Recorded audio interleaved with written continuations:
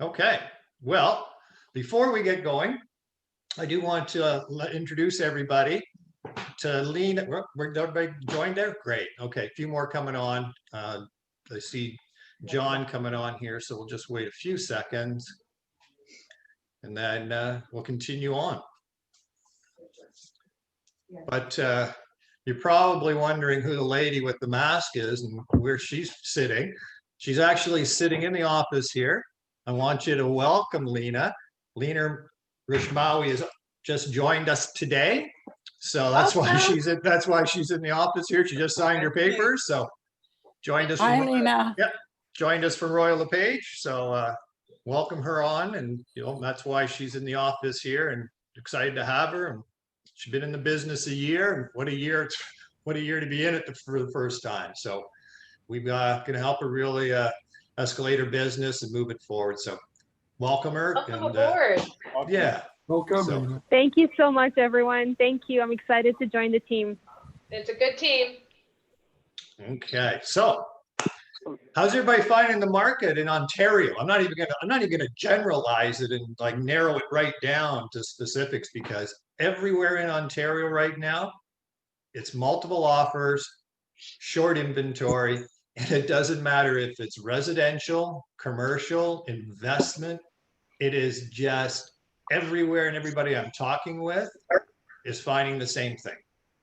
So comments on that? Everybody agree with that? What are your thoughts? Okay. Yes, for sure. I did two auctions over the weekend, and both of them I lost by over 200,000.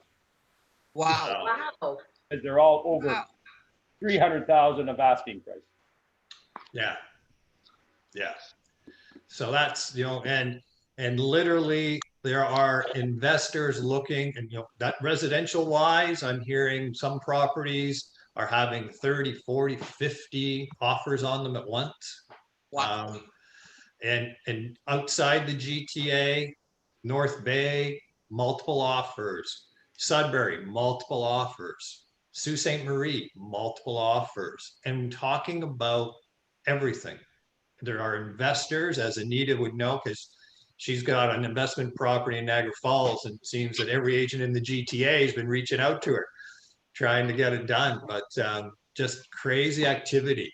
Okay, so be aware of that. Keep in mind, you got to be in touch with your database about everything, because if you can get listings, that's going to be bread and butter for you for the next 4 or 5 months until we see this market open a little bit. Across Canada, just to give you some more information, the marketplace in Calgary is actually starting to see some multiple offers as well. So even in a province that was sort of pulled down because of all the economy and energy sector, I talked to an agent there last week, and they are seeing multiple offers because of lack of inventory.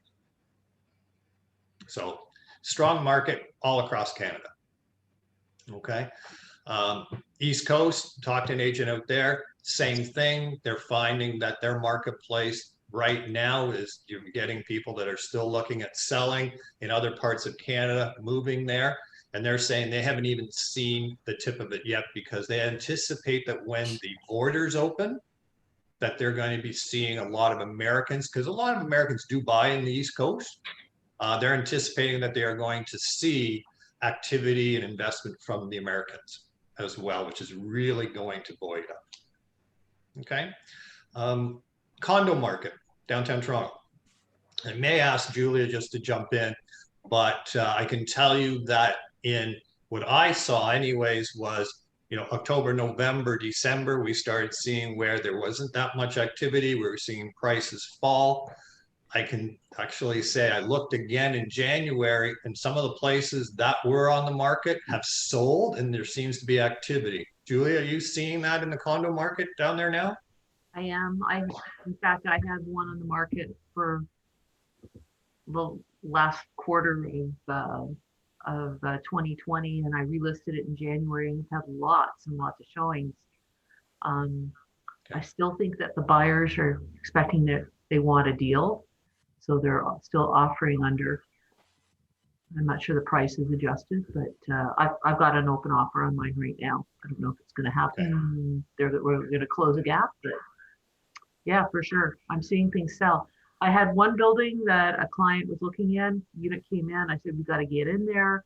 And the last 2-3 units in that building stayed on the market forever, and it sold in 2 days.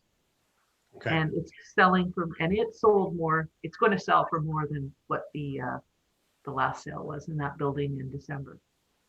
So hopefully that'll be a lesson to my client, because he was dragging his feet. Oh, it'll be on the market for weeks. No, it won't. It's changed.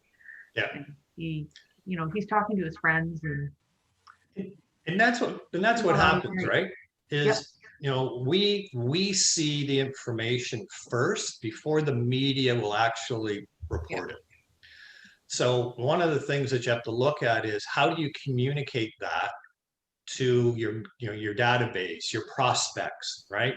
Letting them know. So instead of waiting for the monthly reports from any real estate board that you're on, I do recommend that you start doing your own weekly report, and just saying, hey, here's what's happening. The market is changing so much that I want to keep you right up to date. So I would do, and I've done it in the past, where I've done a weekly report, just saying, hey, here's 5 new listings that came out. Here's what sold this week.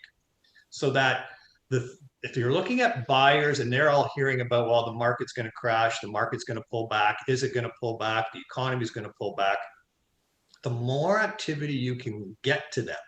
So the more solds that they see, Julia's buyer, has, friends, and we've all had them, right? Where they're getting outside information where, oh yeah, you don't buy, the market's going to change, it's changing. And all of a sudden one sells, another one sells, and then they're missing out. So if you can give that information in smaller snippets instead of waiting for the monthly report, it gives you a reason to keep in touch with them. And it's also really up to date. Okay. Just something I wanted to just touch base on the marketplace. And I anticipate that we're going to see this tight market with lack of listings probably for 90 to 120 days. And as we discussed earlier, we anticipated that we would see a lockdown, a shutdown in January. And so what all that does is it pushes anybody that was thinking of listing their place, who has a little bit of scare or interpretation where they don't want people in their house. They're basically saying, okay, I'm going to wait. Okay. So we are going to see this for, let's say, 3-4 months until it starts opening up. So you just got to work through it. Really important that you can still do your prospecting, keep in touch with your database. People that are doing online, they're still getting leads. If you're doing a farm area, make sure you put your farm area stuff out.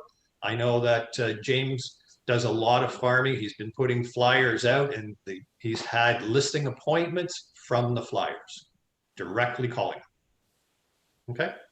So if you're in an area that you've worked before, don't be afraid to put the flyers out, because he is getting calls. Okay. Yeah, I just wanted to do a quick market update just so you get a handle, because we're fortunate that we have realtors from all different areas, in Ontario. So, I get a good perspective of what's going on, and just wanted to share that with you.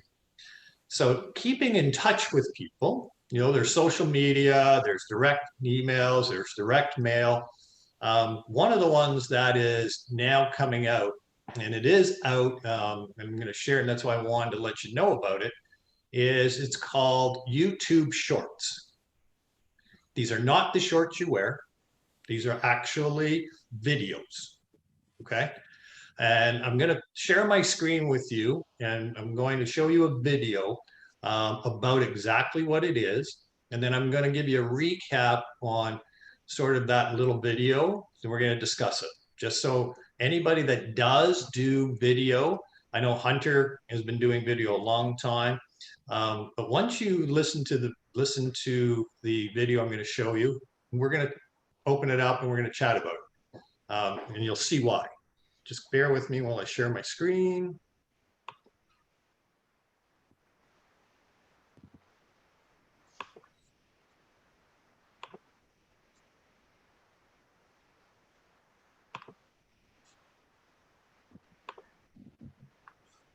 You guys see that okay?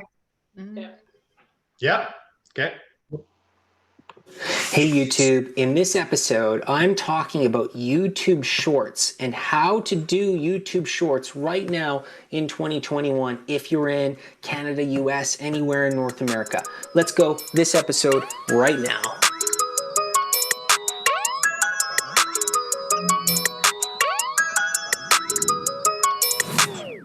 Hey guys, my name is Jared Vandermeer and I make digital marketing and content creation tip videos right here on YouTube. And in this episode, I'm talking about the new YouTube feature that's competing with TikTok, YouTube Shorts. YouTube released an article recently where YouTube Shorts is now released in India where they're testing it. India has the option to release Shorts from their app. They can create these short form videos right from the app, put them out there and get them out to their audiences. But it has not been released to the rest of the world as of me shooting this video. So if you are in Canada, if you are in the US, if you are anywhere else in the world and you're trying to make a YouTube short, I'm going to tell you how in this episode right now. Now, I have already released a couple YouTube shorts. I am just going to screen record now and get you guys into my back end, and I got one coming out in the next couple days, but I'm going to go back to one of the other ones, or some of the other ones I've released so far. Here's the first one I released. Very good organic compared to my other videos. It's already going out. Now, I don't have this option. There's a couple key things that you guys have to remember when releasing a YouTube short. Number one, hashtag shorts has to be in the title or the description. I put it in both on this video as I was testing it out. I didn't know if it was going to appear on shorts, and it did as soon as I put it in there. Secondly, you need to make sure that the video is shot vertical. It's short form video. People are going to be viewing shorts on the mobile app, on the YouTube mobile app, so it has to be shot up and down. And thirdly, the video has to be under 60 seconds long. So this one here that I did was 35 seconds long, just a quick little feature related to one of my top premiere edits. I just wanted to test out shorts, see how it worked, and it worked. It worked really well. With tags, I use shorts, a couple other things. I'm not appearing in it well now, according to TubeBuddy, but if I go to the analytics, you can see right here, shorts. 75% of my views, and I've had a couple recently. Now again, these aren't huge numbers, but for me, these are really good, and I've seen a lot of the larger creators starting to do their shorts and getting a ton of views and a ton of traction. So it's going to be related to the size of your YouTube channel, but for me, these 400 views, 400 organic views is great. And if you're a small creator, if you're a medium creator on YouTube, Shorts has the opportunity to get you in front of new audiences. All right, and again, those three things, make sure it's under 60 seconds long, it's hashtag shorts in the title or description, and that video is shot vertical. Those three things. As a creator, you're going to be able to put out shorts before it's available on your app when no one else can do it. It's going to get you more organic reach in front of those other audiences, which is what we are all looking for. That is it for this episode, guys. Create and correct, put out some YouTube shorts. Tell me how they did in the comments below, if they explode or how your organic views are. I'm interested. We're all trying to test it out right now and see what YouTube shorts is going to become. I know YouTube is trying to enter some of TikTok's realm with the short form videos. They know that younger viewers are consuming content with short form videos, so they're getting into it. I think it's going to be big. I've seen a couple on the app so far. It's pretty cool, and I think more and more people are going to watch it. So just test it out. That's it for this episode. Can't wait to see you guys in the next one. Hey, guys. All right, let me come back to you guys. All right. Did anybody know about that? No. Okay. So what you have to look at is how do you get in front of the consumer? And just give you a little bit of background.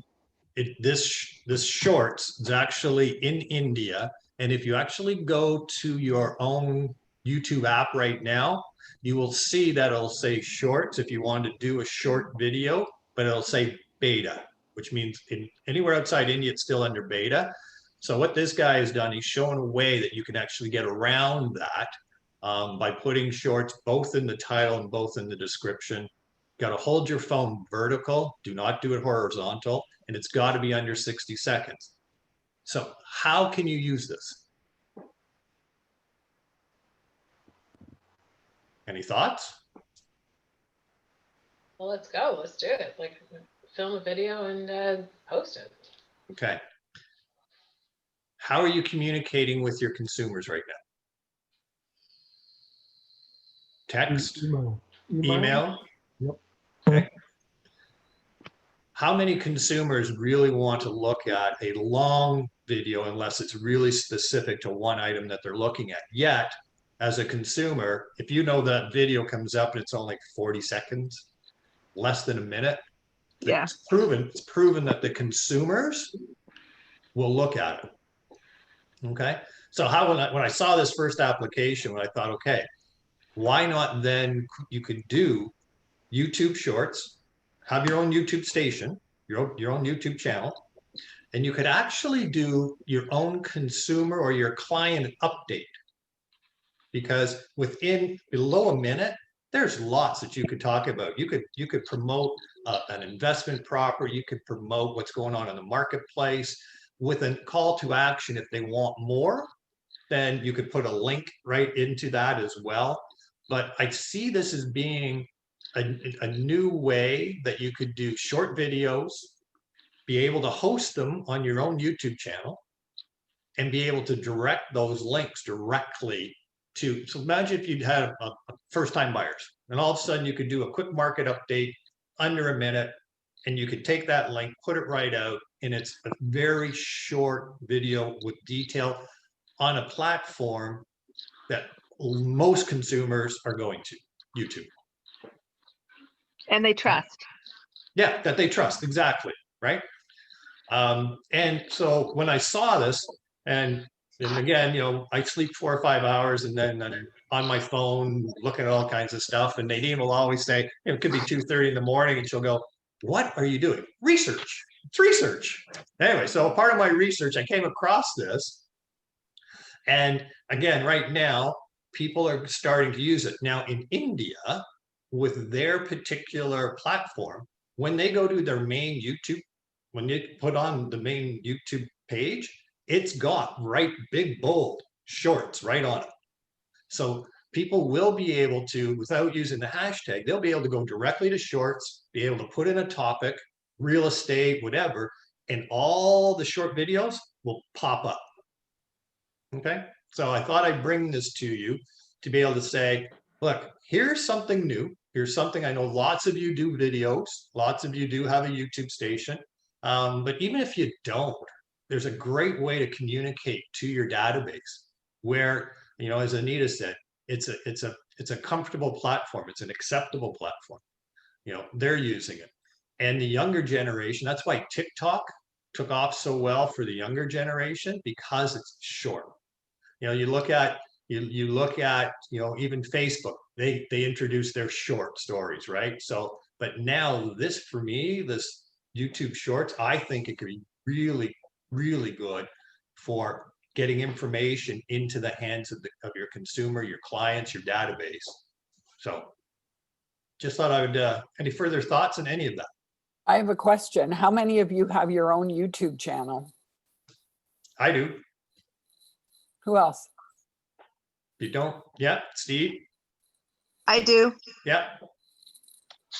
I think Hunter does too. He does a bunch of videos. He's just in a position where he doesn't have a mic, or I think he's on the road or something. So just 4 or 5. No, I was just curious.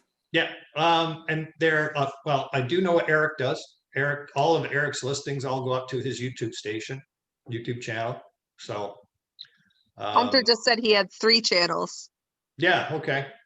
And lots of people do. Lots of them will make it very specific. They'll have a YouTube channel just for specific properties. So if he's doing farms, or if it's commercial, or if it's condos, you can do that. You don't need to just have everything on one. Okay. Well, I must have one, because I remember when I listed something and everything had to be done virtually, the video went on to a YouTube channel, but I've used it once and I didn't even set it up. So Yeah. So in Realty Executives Prime Agent, you get a listing, your stuff all goes there. You can just click on and it'll populate a YouTube video for your listings right there. So maybe that happened, Carol, you weren't aware of it, but for information to get to your consumers, I saw these YouTube shorts and I thought, one, it'll show that you're ahead of the curve a little bit before it all becomes, something, it's pretty standard. And I just thought it was something that I saw and I thought would fit really well for what, how we like to communicate to our database, something that is a little different than just maybe a little, you can personalize it. Like you can personalize it to one person and just send it to them. And you got a place that you can host it. So, okay. Any other thoughts on that? Okay. And I know not everybody would use it. Not everybody would, do that technology, but you got to be aware of it because your competition will be using it and your clients and database may be aware of it too. Okay. All right. So now the next thing we're going to talk about is the fun business of interim occupancy.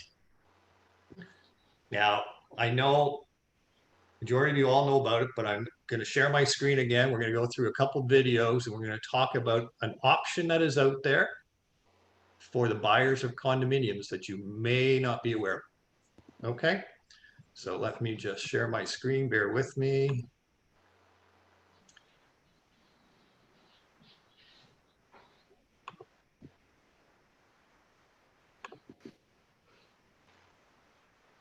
Okay, company is called One Close.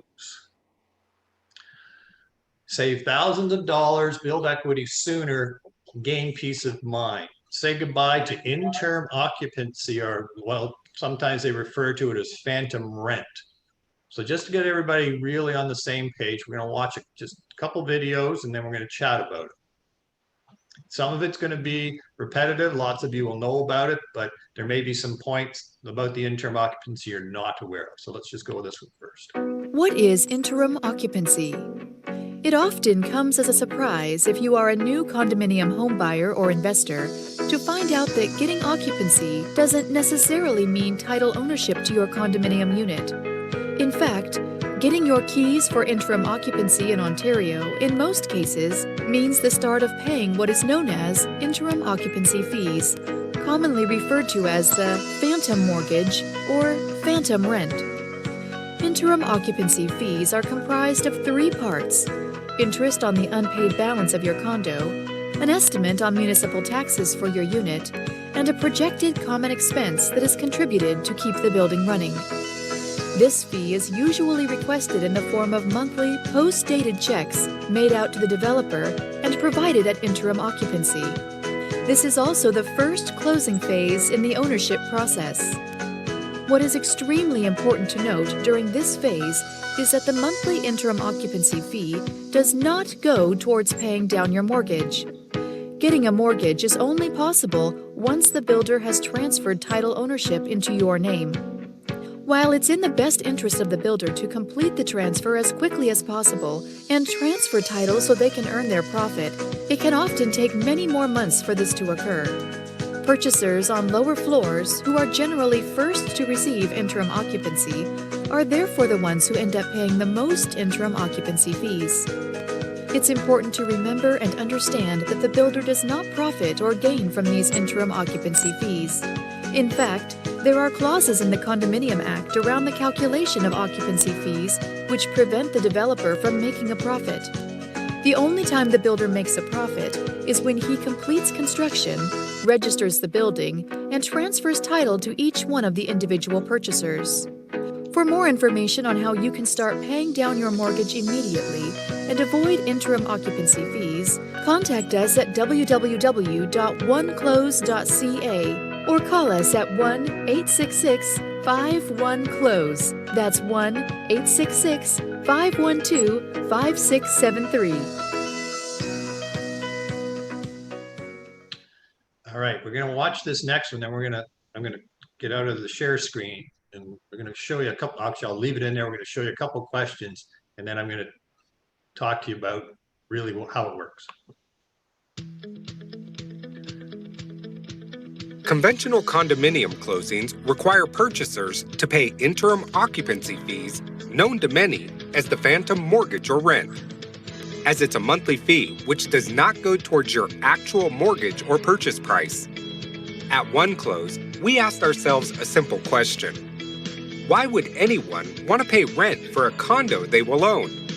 And so, we started our journey to create a game-changing solution that gives new condominium buyers the unprecedented opportunity to avoid interim occupancy interest payments, which could save purchasers thousands of dollars. To do this, we put together the most trusted innovators in the new condominium and mortgage industry. The solution we designed and built is exclusive to One Close and gives a unique marketplace opportunity using the One Close map. We utilize this to find you the best mortgage solution within our lender community, which allows you to begin paying it off at occupancy. This further eliminates the need for wasted wealth, which could save you thousands of dollars of monthly rental payments associated with interim occupancy interest. The simplification through the One Close program for both investors and home purchasers allow you to close once and not at both occupancy and registration of the condominium, which also means no risk of increasing rates, no concerns of life-changing events, no secondary visits to lawyers, no worries, just One Close. Our mission at One Close is to change the way purchasers close on their condo. After all, who wants to rent what they will own? For more details, please visit www.oneclose.ca or call 1-866-51-CLOSE, 1-866-512-5673. And I am going to send this link in the recording afterwards, so you'll all have the information. Let me go, I'm going to go down to give you frequently asked questions. And then I'll get out of this and I'll give you some more information. What do they actually do? Well, they've actually solved the problem of interim occupancy, as we were talking about. Understanding that in your interim occupancy, you are paying interest on the money that you have over and above the deposits. So what you haven't paid, unless you've got cash, full cash, you actually have the option to pay the builder full cash in occupancy, and you would not have to pay that interest. But during occupancy, you still pay your condominium fees, that estimated condominium fees, you still pay property taxes, okay? And 99.9% of the time, you're paying that phantom rent, okay? So what they've come up with is really a solution to that. And it's because there's a company that's backing them as well. They've been doing this since 2016, or it's 2016 or 2018, but there's a company that you're all familiar with that has now just started to back them. And I'm gonna get to that soon, okay? Are there other mortgage options for new condominium buyers during the occupancy period?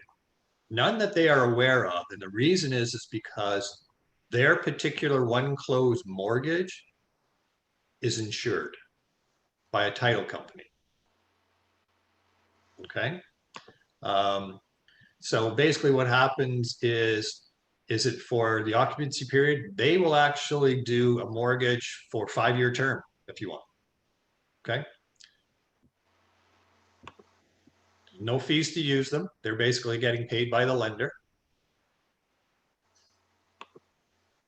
If I get a mortgage through One Close lender, am I assured the registration will occur with title and title will be transferred? And that's the biggest issue, right? That's why even with people that have full cash, their lawyers recommend you're better off to leave the cash in the bank, pay the rent, because until it's actually registered, we can't transfer title. So here's what's happened is in the agreement of purchase and sale, okay? So the builder is obligated in the purchase and sale agreement to deliver title to your unit. This always occurs at registration, but they can't register the condominium until they have a certain percentage of occupancy. So depending on when you got into that building, especially if you're on the lower floors, it could be as much as a year that you're paying this rental, okay? Paying the interim occupancy fee. especially being in the first ones in. So the full amount paid by you to the developer, including the proceeds of the mortgage, are insured by the deposit insurance arranged on your behalf by the developer through the One Close program, title insurance. This provides assurance that registration and transfer of the title to you will occur. And if it doesn't, failing which, the deposit insurer will be liable to pay back all the monies paid over by you and your mortgage. So that's the biggest difference, is that it's insured and not by CMHC. I'm going to tell you who it is in a minute. And so their lenders will have competitive rates. Okay, let me get out of this and I'm going to open it up. Okay. Anybody ever hear that before or know of it? Okay. The reason you haven't is they had been doing it for a few years, but as of December, First Canadian Title is now invested in them. First Canadian Title is the largest title insurance company in Canada.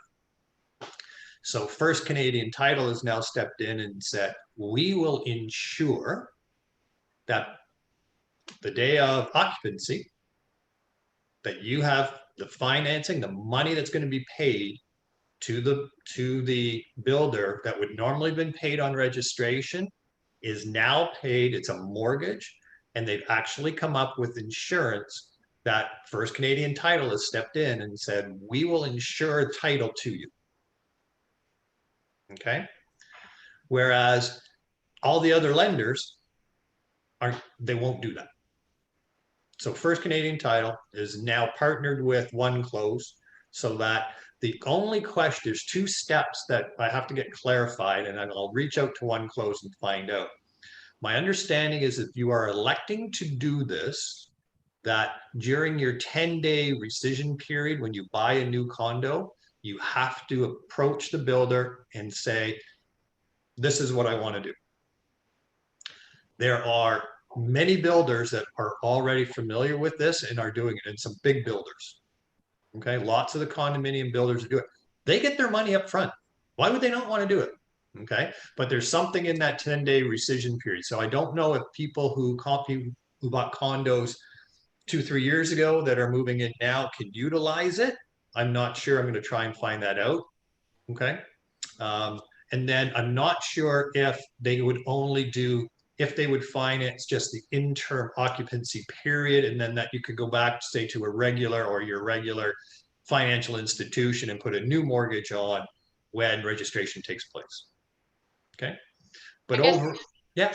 Sorry, I guess as a buyer, you would have to know what that interim occupancy period is. Like, as you know, what we went through with the Deerhurst stuff that I sold. The occupancy went on and on forever before they actually closed. So how does that play in if it goes for a year, which it did in the situation of Deerhurst? As long as the property is not registered in normal condominium fashion, you are paying interim occupancy until the building actually has certain percentage of occupied, and they have certain it even gets down to, it's not just how many people are occupied, it's what state is the underground in, what state are the grounds in. It's more than just the number of people, because once the condominium registers and they take over, then all of a sudden the condominium becomes liable for anything that happens with on the property. So they want to make sure certain things are already completed with the construction. So this would be in the event that you are, a lower floor. Now, if you're only going to be in interim occupancy for a couple months, may not make sense. But if you're in occupancy for a year, then you've been actually renting a place and the payments are going to be relatively the same. Because what they do is they basically look at how much of a deposit you put down. The balance is that's what they're charging you for your interim occupancy interest portion. Okay. So it's definitely something that one, you want to be knowledgeable on, because if you do condominiums in any way, especially new ones, this is a way that you certainly want to look at it. And we all know that condominiums are going to be around. They're building all kinds of them. And if you have existing people that have bought condominiums, hopefully we can find out the answer if they still have the option of doing this when it comes to their interim occupancy. Okay, questions at all? No, but that's a really good, that's a good thing to know, because I've worked with First Canadian Title for years through the law office, and they're solid. They do exactly what they tell you they'll do. I'm curious to know what lenders they're going to be using, because really for the buyer, it's a no-brainer. Who they're actually insuring besides you is the bank who's giving you the money to close, to give to the builder. Correct. And it's not One Close that's actually funding it. They're basically the middle person that came up with this concept of we'll insure it. And then when First Canadian Title, now when I saw First Canadian Title come on, I think they signed the agreement in October, started promoting it in December. That's when I thought we need to know about this, because now you've got a very large company behind it. Absolutely. And when I looked into One Close, the builders that are in there, like there's some big builders that have already said, absolutely, we're open to it. Yeah, Julia? So I assume they're paid like a lender, like a mortgage broker is. So They they're are. taking the mortgage Yes. broker fee. Yep, exactly. So That's exactly what they're doing. If you already arranged your mortgage, in switching out would not work, because you've already provided your papers to the builder. They've already got the mortgage papers. If you make a change, they'll probably charge you a fee to do that. So it's probably good for new buys now, but not Possibly. a process that we're already in the middle of. Yeah, so I've got a client of mine that's supposed to be moving into the Mattamy stuff that was built down off Park Lawn and Lakeshore, and it's they're not in yet. Supposedly getting it in July. I'm going to reach out to One Close and just see if Mattamy would even look at the fact that would they reopen it per se. Right? Yeah, Julia. I've got a Mattamy one too. The people that I work with did the shops at Don Mills. Yeah. They didn't cooperate on it, but I've got all their paperwork, and I've been helping them read the paperwork. Yeah. Okay. I think that it's going to be delayed, but anyway. And that's where it's it's something new in our industry. That's what I try to make sure that we're sort of in touch with what's going on. The reason that's why I wanted to let you know about the shorts, the YouTube shorts. This is definitely a directly right into, all of us deal with condominiums once in a while, or we have buyers that deal with condominiums. So it's definitely an option, especially if they're buying a lower floor, and then, if the building's, 30, 40 stories high, and they're in the top 10, they're in the, first 10 floors, they're going to be paying that interim occupancy for a while. But we don't know yet which banks are involved, Scott? I don't. No, they didn't have a list. They just said, they're lending institutions. But I'm really going to assume that once First Canadian Tile came on, there's going to be a lot more banks and institutions that are saying, hey, we're open to it.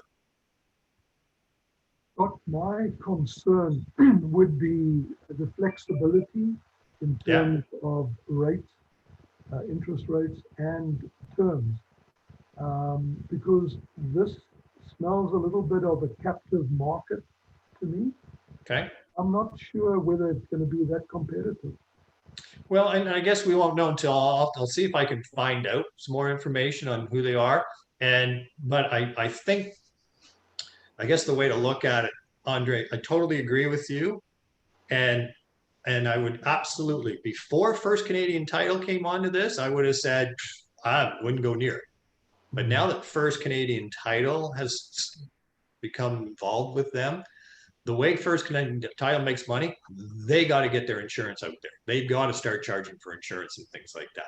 So twofold. One, it'll be which banks or institutions are they now going to be looking at? What is the insurance fee? Like, what's the insurance fee going to be for that period of time? What term of mortgages can you get? What are the rates going to be? So I'm going to reach out to them, see if I can get some more information. But I wanted to let you know about it right away, because it's just something that's just come out. And again, with First Canadian Title behind it, actually, if you just go to First Canadian Title, first thing right on their first article, right on their main page, talks about this. So very, very interesting. Okay. Yeah, Nina. Then this is to the general population here. I have two clients who have bought into a condo development Trinity on the Ravine in Scarborough. And I was You're- just wondering if anyone is familiar or have any sort of information on it. You know, you're gonna have to speak up a little bit. I'm having a hard time hearing. Oh, okay. How's this? I'm gonna come as close as I can with. Yeah, that's better. Yeah. So I have some clients who bought into a development in Scarborough. Yeah. Trinity on the Ravine. I was just asking if anyone has any information on that development or have bought into it or anything to that effect. I'm not aware of anything in Scarborough. The project's called the Ravine, or is it on Trinity on the Ravine. on the Ravine? I don't know. Julie, have you heard of new project? Now, is it South Scarborough? Ina, do you know? It's right off. I'm thinking Markham Road. Oh, so okay, so North Scarborough, because there are some projects that are coming out in South Scarborough. When I mean South Scarborough, I'm talking like down around Birchmount and places down that are the south end where there are some new condo projects coming. But if you want to send me, just email me, or if you want to just put in the chat box here what the project is called, between us, some of us might be able to find out some information for you. Thank you. I'll put it in the chat box. Okay, great. Any other comments on that one close? Thoughts and stuff, and I will get back to you with more information. And when I send the recording to everybody, you will have the link to One Close website, and you can actually, in their website, you can toggle back and forth between One Close and to First Canadian Title. Okay, so all right. RICO requires us to use the most up-to-date forms. Welcome to the month of January, and welcome to new forms and updated forms. And I'm sure all of you read that through that email that you got from the Ontario Real Estate Association about all the forms and information. I don't see too many people going, yeah, no, I read through it. And wait. Jason says he did. I believe Jason would have. Yes, yes. I believe Jason did for sure. All right. So let me share my screen with you again, and we're going to go through some of the stuff. Okay.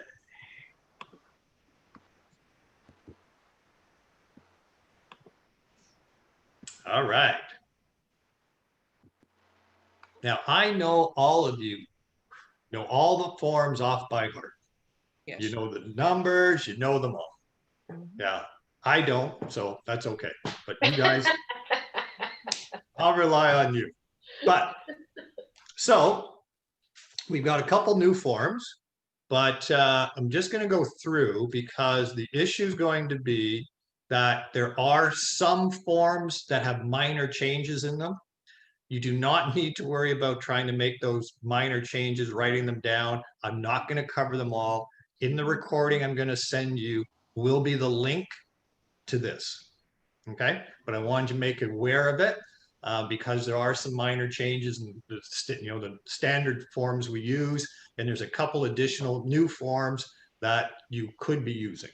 Okay, but let me just give you the layout of how this works. So like every year, OREA puts this out, and you'll just see a lot of times, for instance, the agreement of purchase and sale, some of the things that they've added, there'll be some words that they may have changed. There's some clarification in certain things. Okay, so when you get this, just have a look at it, just so that you familiarize yourself with some of the minor changes. The agreement of purchase and sale, like the space was needed between reasonable period. You really don't need to worry about that, but it was a change that's been updated. And when you're using the forms, if you're using web forms, then you don't need to worry about updating unless you keep moving your if you've created a standard packet and you move it, just please make sure you've updated the forms. And if you actually look at the bottom right of any of the forms you use, it'll show you the day that it was revised. Okay, so just make sure you're using the most up-to-date, because that is a RICO requirement. And if any of you get brought up in front of questionable things, that the first thing they look at is what date of the form you're using. Okay. And I know you guys all use the most up-to-date one. And Scott, none of us do questionable things. Not at all. No. Thank you. Not Okay. at all. That's why we do these sessions, so that if you ever do, I can say to Rico, not my fault. Okay. No, this is all good. Okay, here's a new form. And this is one that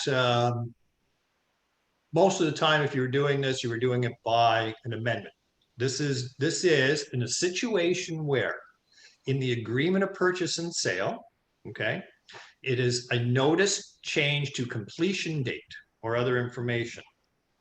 Understanding that in an agreement of purchase and sale, you may have put a clause in that states that the buyer or the seller has the option at their discretion to advance or delay the closing date. So and it may say within a period of time. So in the agreement of purchase and sale, it's already agreed that that could take place. So one party has the opportunity to adjust the completion date. Most of the time right now, before this form came out, we were doing it by the way of an amendment, right? That was the only document that you could do. Unless you got a letter from the lawyer of the party that was making the change, and it's a notice of change. Because it already is a right in the agreement, an amendment does not need to be used and shouldn't be used. Okay? Because both parties have to sign an amendment. So this new form was created to assist and provide members with a general notice form relating to the agreement, the offer. Situations where an agreement party has the right to adjust the completion date, or this new form could be used for an agreement party to provide notice of other related information. So in the agreement, if the party has the right, and it's already been agreed to that they have this right, this is the form you use. This does not need to be signed by the other party. Okay? Any questions on that? What if it hasn't been agreed upon and something comes along and it's like, hey, you know, we sold our place and we got an earlier closing or whatever. And then you need to use an amendment, not this form. Okay. Okay. This is only in the case where the parties have the right, and it's already been agreed to that they have the right to make a change where the other party does not need to agree to it. Okay. And the people would agree, would want to agree to that, because when there's a change, you know, sometimes you do an offer, it's going to close in 3 months with an option to move up the closing date with notice. That's usually the clause you use, right? Yeah. But sometimes things change. Nope. And then they, you know, and you always put that it's mutually agreed upon. Sometimes it changes and they don't want to move it up. So this would be a case where if you're going to have this in the agreement and you're going to have the right for somebody to move it, you need to make it more specific. Yeah. And you need to take out the words mutually agreeable. Agree with it. Right. Okay. So for instance, this would be you may have a clause in there that says that the seller, you know, the buyer has the right, or the seller has the right to delay the closing for a further 30 days between the current closing date of this date until 30 days, which is this date. Seller shall provide 15 days notice prior to the original closing date of the change. This is the form you would use because it's very specific. The seller basically would do this form, say changing the closing date from this date to this day, as long as it's within the parameters of that term. The buyers cannot say no. It's already been agreed to in the agreement. Okay, but you're right, Julia. How many times have we had situations where, you know, we'll move earlier, and it's like, no, we won't move earlier. We just something else has happened, And it does state in there mutually agreeable, which means you have to do an amendment. This way, wording it very specific, you don't. I almost feel that that would be a better way to continue that. But you know, this is with the way that's worded, this gives the right to the person already in the agreement. And this form is used to execute that right. That's what it's used for. Cool. Okay. All right, we'll just keep going down here. Again, you know, something to look at, even though it's not a new form, but Form 130 is the fax cover, which if you're still using fax is great. But you will notice now on the fax cover sheet, they've added in a lot more so that you could actually say, here's what's attached to this fax. Okay. So, and they also talk about, you know, they've inserted document options. They've also inserted an irrevocable date so that if you're faxing the documents, you can say what the document is, and beside it is the irrevocable date of those documents. Okay. Then the new form that they did create, which is great, is it's exactly the same as the fax form, except it's now in an email form. So it's an email cover sheet. Okay. Where lots of times what we were doing, we were probably creating your own email cover, but now you could use this as the first page of any email you're stating, because it'll also give you the ability to say what documents are included in the email and when do those documents, what are the expiry dates for those. Okay. Any questions on that? Pretty straightforward. You know, just some clerical things. There's minor revisions in lots of the different forms. So when I send this out to you, do have a look at it. And, you know, one of the things that in the customer service and the listing agreement, in the customer service agreement for property not listed, they've changed the terminology where you had spousal consent, but the wording in it actually had that it was listing. Well, it's not a listing, so they've changed that word to sale. So there's lots of these little revisions that when you get it, just go through it. There is a new form. Very few of us, you know, John might be one of the ones that would use this form. It's an agreement of purchase and sale where there's a business, where you're selling a business in leased premises. So, you know, very few of us do that. So listing agreement commercial, again, clarifying. A lot of times what you understand, if you are going to be doing commercial, and more so, you know, John does a lot of this, they've put a lot more added clauses to protect the agent. Okay. So really talking about indemnification of things like environmental issues. So do read through that and just go through it. Okay. And that's for the listing agreement. Same thing, just some clarity, lots of clarity stuff going through it. So when you are going through, as I say, there's just, you know, little things that you need to go through. Even on FinTrack, they've added in the fact that now you can say that it was an EFT or transfer or direct deposit. So there's extra options there for the FinTrack.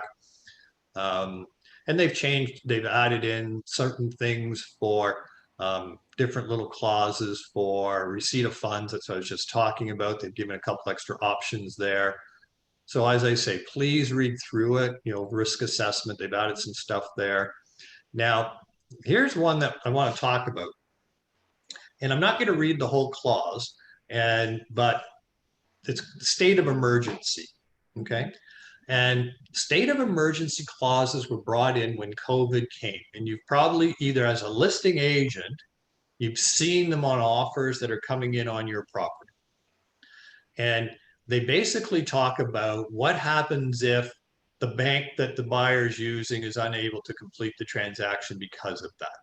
Or the the land registry office isn't going to be open, or possibly if it's not open, then we delay for a couple days, or we close 2 days after. Okay. The other ones that reference the idea of a lockbox, great, that's no problem there. The ones that reference the fact that everything could be done electronically, no issue there. their idea of a state of emergency when they were saying that the documents can be reviewed virtually, with the lawyer. That is really not, that's just clarity. This is the one here, the state of emergency.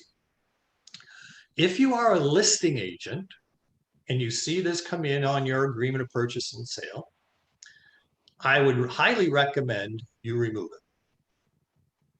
it. Okay? Or you shrink it down. You shrink it down to the part where it stops after saying that. If you notice, it'll say, about after number 3, it says the date of completion shall be extended to a date that is 2 days, excluding blah, blah, blah, blah, blah.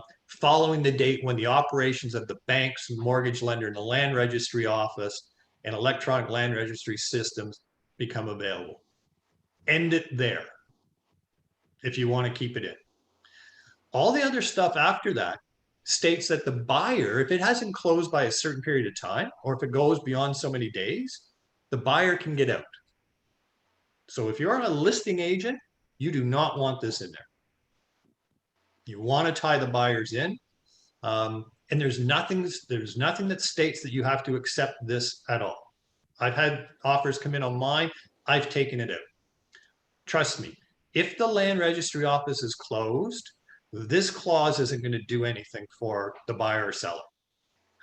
Imagine if it's closed and within 2 days after it's opening, who's going to decide on which deals are going to get registered? There's going to be so many of them. If you are a buyer's agent and you want to look out for the best for your buyer, then sure, put it in. But if you're a listing agent and you see this on any of your agreements, I highly recommend you remove it, because if the registry office does close, they and the Canadian Real Estate Association, the Ontario government, they are going to stipulate to us and to the industry and to the consumers, how is this process? I don't anticipate the office closing because they've really gone electronic on a lot of stuff. But if you're protecting your sellers, this is the one clause I wanted to reference and say, shorten it down. Do not give them the option that they get out. And I would just take it right out. Okay. Any thoughts, concerns, questions? How many people have seen it? I've seen it. Yeah. Okay. Talking about registry offices, how far behind is the probate office? Okay. I don't know the exact answer, but I can say that any of the couple probates that I've been involved with, we had a 90-day closing. We could not get any information from the probate office until about 20 days before closing, and then they were able to get it done. Okay. So do you have a closing date that has passed? No. That you had to extend the probate? I had a property where they literally couriered it up to North Bay because we'd had 2 different changes of dates.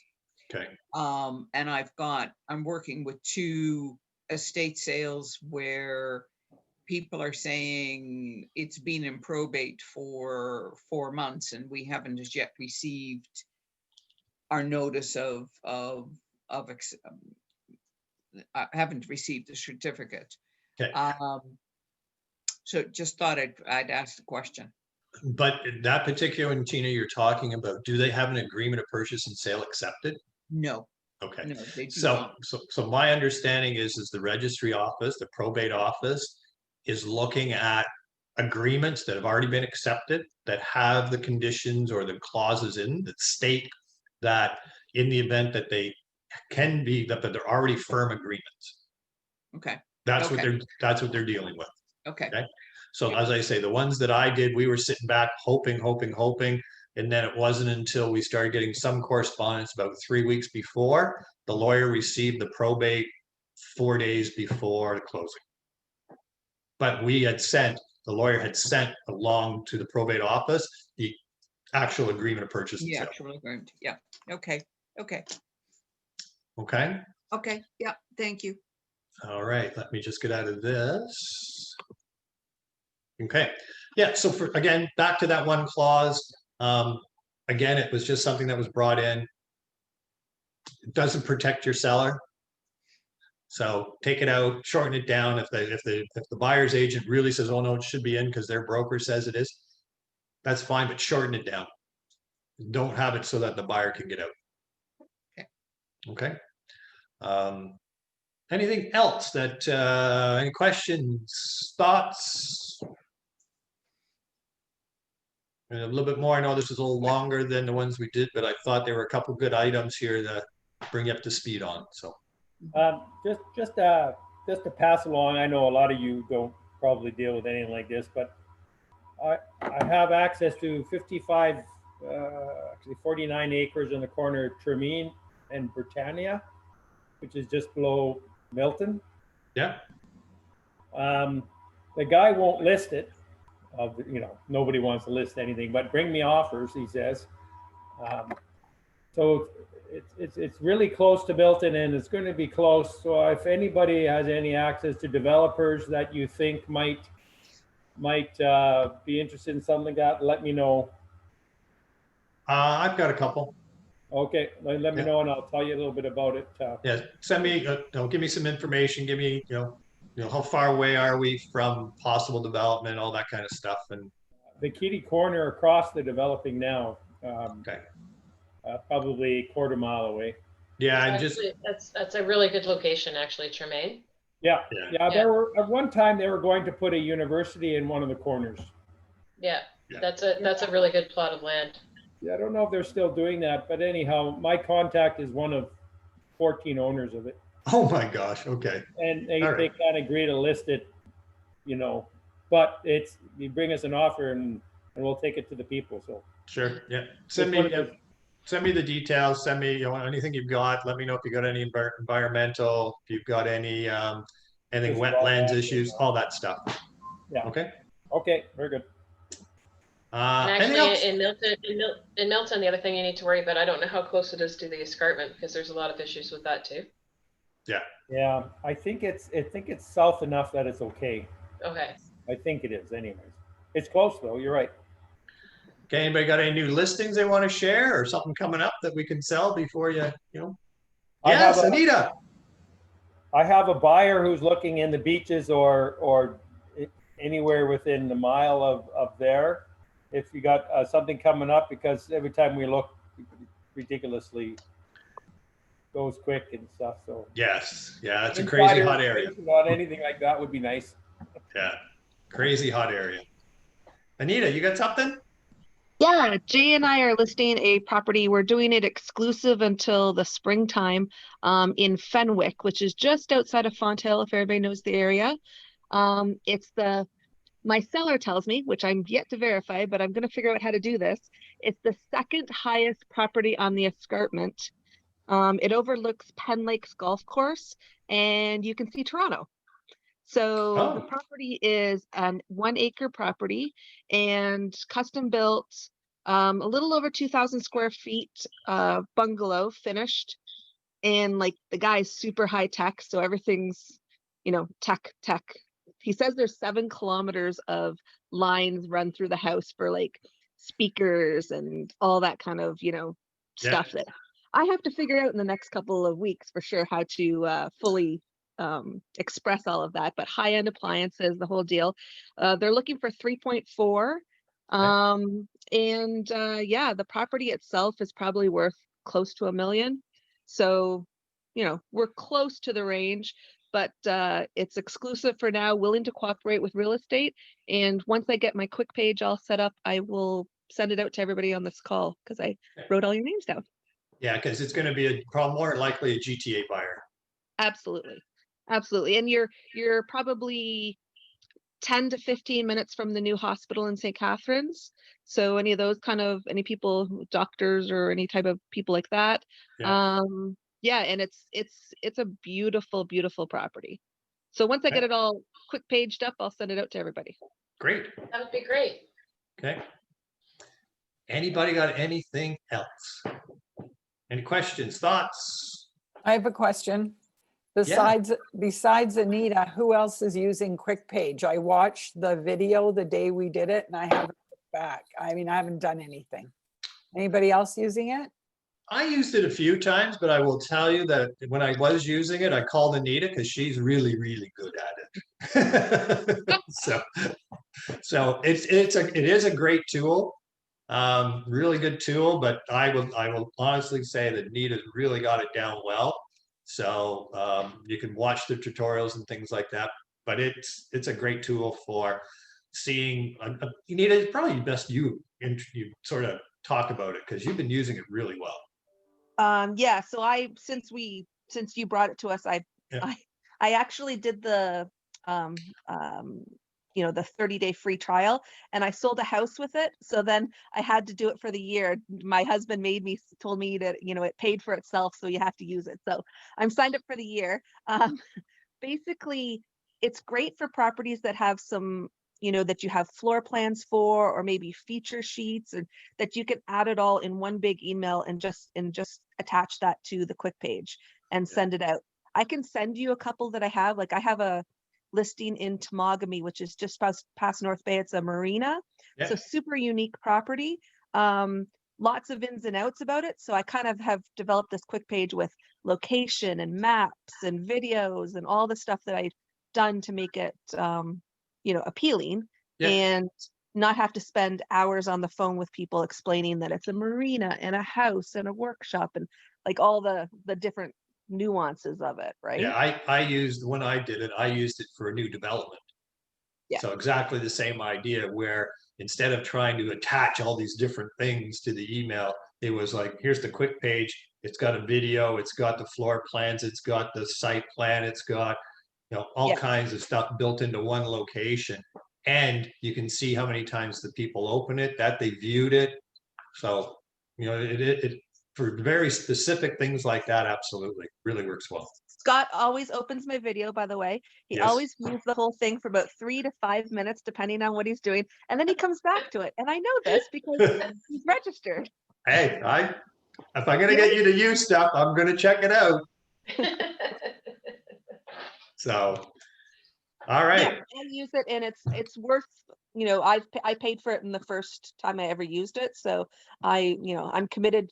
I committed myself to a year with it because I want to, really make sure I use it and using it properly and stuff. Yeah. Good. Hey, you made a sale from it. So there's the testimonial right there. So, all right. Anything else before we sign off? Hopefully you guys found this useful. As we said last week, we're going to do it every 2 weeks instead of every week. That way I can bring more information to you. I will send out the recording with the links and things to what we covered today. I know by the end of 2 weeks from now, when I ask you questions about what updated forms are, which ones you're using, you're all going to know the answers. So look forward to seeing you guys then. If you need to reach out to me individually for anything, let me know. But great to see everybody. Keep pounding out there. I do know it's frustrating, but we anticipated this. We talked about this before, so it's not something that we didn't expect. All right, everybody, take care. That was great. Bye-bye. Bye-bye.